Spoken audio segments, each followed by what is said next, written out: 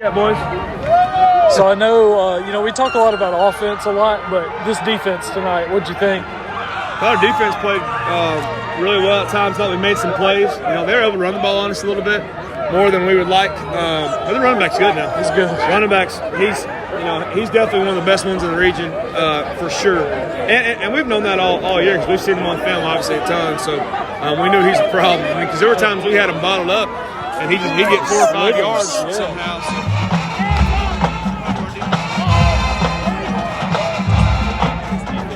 So far, I'm a history guy, but up till now, it seems like maybe the best defense statistically, scoring average-wise, since 2010. What's been the difference this year? Yeah, I think we have a really good group of kids.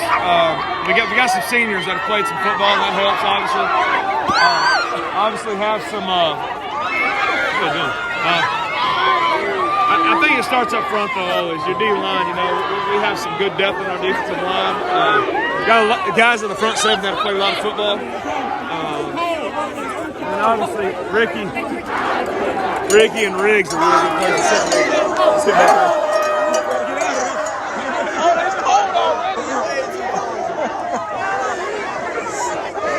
Parker, you gotta stay there. Anyway. Fun night. So, what about just moving forward? You get the off week and then you go to Florence. What do you focus on?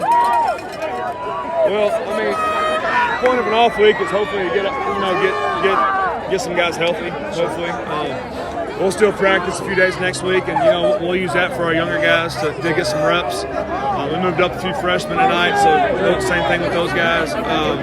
But get healthy. A lot of self-evaluation, self-scout, looking at both sides of the ball just because, we got a whole season now.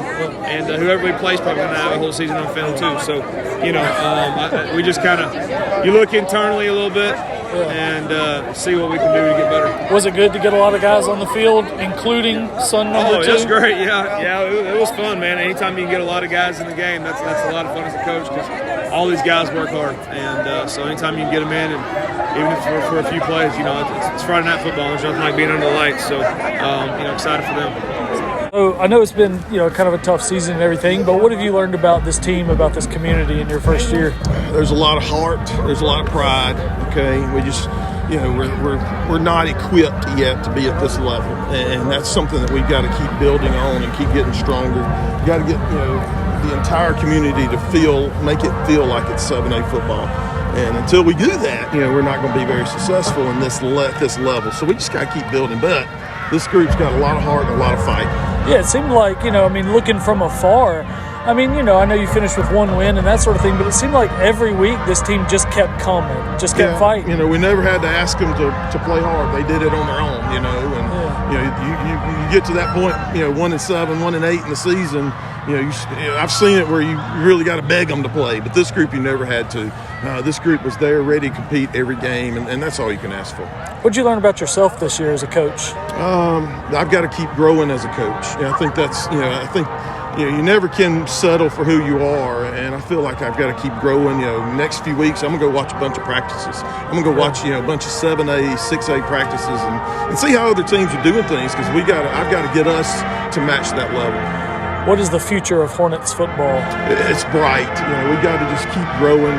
The community's got to keep buying into what we're trying to do, and if everybody does that, Chelsea football will be on top at some point.